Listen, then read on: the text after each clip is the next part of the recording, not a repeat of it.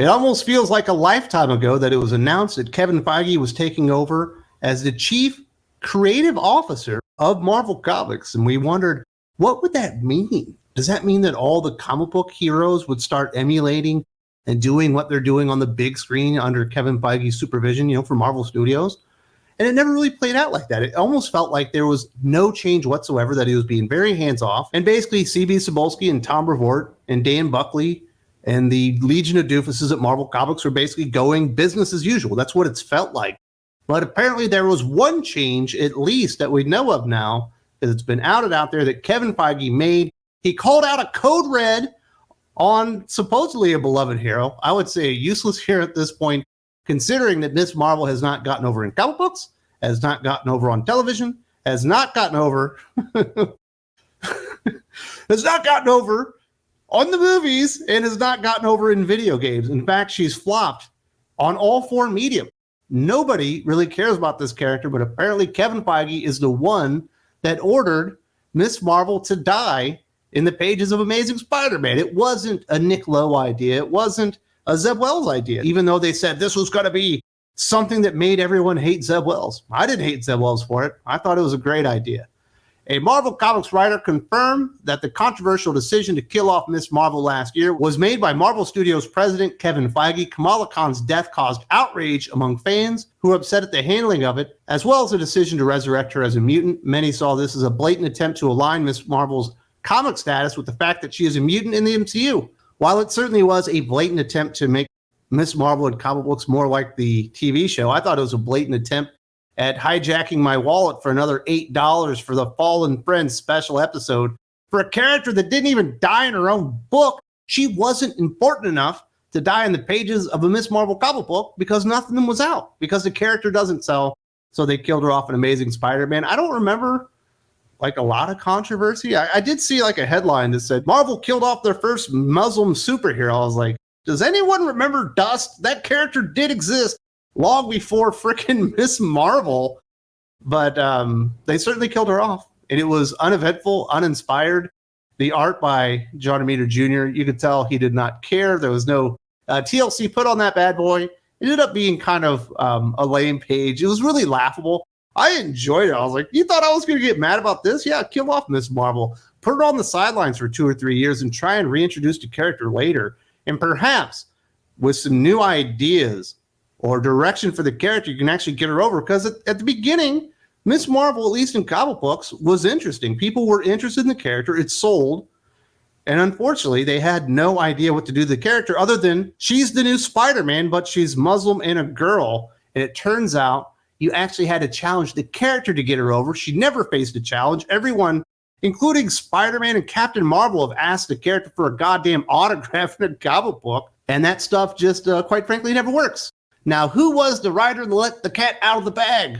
In an interview with the Amazing Spider Talk podcast, Marvel writer Cody Ziglar confirms that Feige was the one who made the call. He said that Zeb Wells, the writer of The Amazing Spider-Man number 26, where Kamala dies, told him his plan months in advance. Wells told Ziglar that the decision was made by Feige, who serves as the chief creative officer of Marvel Entertainment. According to Ziglar, Feige was like, I don't do this very often, but can you please just do this to make things in line with Marvel Studios?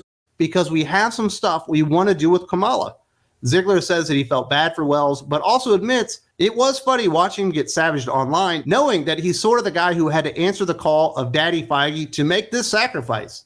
And I'm not a big fan of Cody Ziglar, the writer, but Cody Ziglar, the friend, there you go, man. I would be laughing at my friend too. I was recently just having a good time with Jim talking about all of his misadventures on his interviews and stuff. And every once in a while, if you're good friends, you have a little fun when they're a little bit miserable. So I can see that one. And it kind of does make sense that Cody Ziglar and Zeb Wells would talk. Not only are they on Spider-Man books, Cody Ziglar's doing Miles Morales. He's also done Spider-Punk and is now doing Spider-Punk again. Obviously, Zeb Wells has been on Amazing Spider-Man a year and a half, maybe 2 years, something like that. But they were also in the writer's room of She-Hulk. So these guys had worked together even outside of Marvel Comics. So I imagine Cody Ziglar and Zeb Wells have talked, and it would make sense that they would have a discussion like this. So I'm personally one to believe the Cody Ziglar story that Mr. Feige came down and said, Zeb, I want to do some things with Kamala Khan. We would like to get her more into the mutant side of things and out of the young Avengers. I don't even know what she was supposed to be. I think she was just in the shadow of Spider-Man and maybe Miles Morales' buddy. We wanted to get her out of there and make her a mutant full time, because obviously in the Miss Marvel TV show, you got the X-Men classic cartoon, like guitar riff going on, revealed as basically the first mutant in the MCU at least. And now we're getting a series of Miss Marvel comic books, miniseries really, written by Iman Vellani and somebody else that doesn't know how to write, that was in the Miss Marvel writer's room for the TV show, on comic books no one's reading or no one really cares about because, she was an Inhuman. No one cared then. They've made her a mutant. Still no one cares. You're actually going to have to do something with the character. You can put every power set on top of Miss Marvel. You can tell everybody in the world that she's the most powerful, beloved superhero in modern Marvel Comics, and no one's going to believe you because you actually have to like the character when you read the book. You have to be invested. You actually have to invest in the character, and they have not been able to do that essentially since maybe the first 6 to 8 months of the character's existence within comic books. They decided to make an Avengers game, which was basically a bait and switch into a Miss Marvel game. Guess what? Everyone stopped playing it. They made a Miss Marvel television show. They put it up on Disney Plus. Guess what? Nobody watched it. The least watched by far live action MCU thing ever on Disney Plus. They put it on ABC, hoping to get more eyes on it. Guess what? Flop there. They put it on a team up book with a character that made $1 billion in the MCU on the big screen, and that is the worst performing Marvel movie in the history of the MCU. The character has a track record. I understand they want to make her a thing, and I understand Kevin Feige likely has big plans for her. Everyone has had big plans for Kamala Khan, Miss Marvel. I mean, hell, President Obama at the time was holding a copy with the, what is her name, Sana Abenat at one time. It felt like the character was going to be important. It turns out it doesn't matter what President Obama thought. It doesn't matter what Kevin Feige thought, or CB Cebulski, or Brian Michael Bendis, or Cody Ziglar, or Zeb Wells, or anybody thought about the character. If the fans didn't buy in and the fans didn't care, then the character didn't mean anything. So it was a smart move to kill her off. The dumbest move about all of this was bringing her back as mutant or anything. They should have just left the character on the sideline. Maybe let people miss the character. Not a lot of people would, but maybe they would forget how much they disliked her by the time you brought her back. Now, there is a little bit of backlash on this. Not really backlash, but Gizmodo or IO9, whatever you want to call them, did reach out to Marvel Comics to ask for a comment on this. Did Cody Ziglar, in fact, break news that Kevin Feige ordered the code red on Kamala Khan? And this is what they had to say. According to the Gizmodo article, Marvel Studios declined comment on whether or not Feige was involved in the decision, but a Marvel Comics spokesperson familiar with the situation flatly denied that this was the case, describing the decision to make Kamala a mutant character a focus she'll continue as part of the X-Men line in 2024's relaunch from the ashes as an explicitly editorial decision, one in the making well before the events of Amazing Spider-Man 26.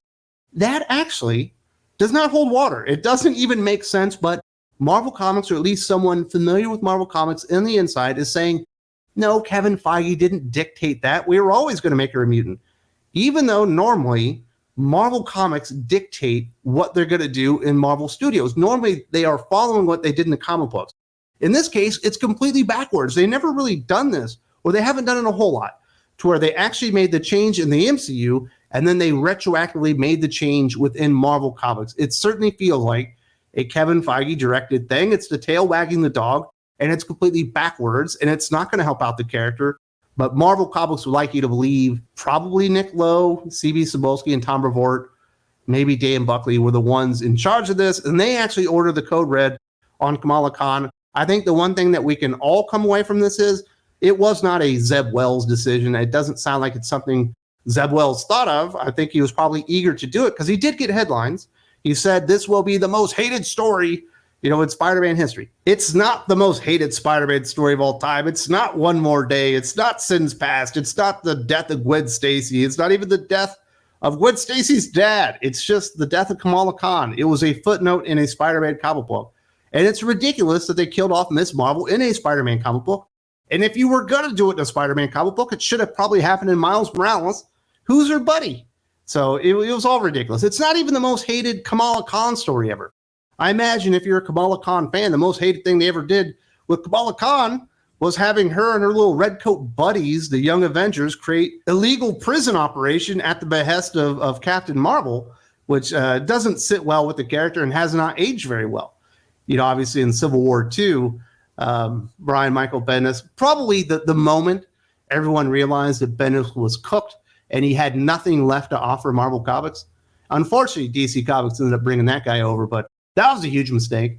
Do we miss Brian Michael Bendis? Perhaps in 5 years he can go back to Marvel and maybe do something with Kamala Khan and actually come up with an idea or a plan or do something to salvage this character. Killing her off was a footnote. No one cared. Resurrecting her, another footnote. No one cared. No one's even buying into this Fall of X stuff. And guess what? No one's going to read NYX either. Because despite Kevin Feige and everybody else that would love Kamala Khan to be a thing, she's not a thing because the people never embraced her. By the people, I do mean the customers, because they just never gave a crap. If you would like more conversations and topics around comic books themselves, or perhaps movies and television, stuff like this, there is a better place out there than Thinking Critical YouTube. It's called Thinking Critical Patreon, where we do 8 hours of brand new podcasts every single week on the Patreon with all your favorite guests. If you haven't checked that out, there's a link in the video description. I highly suggest you go check it out because we are having a lot of fun there.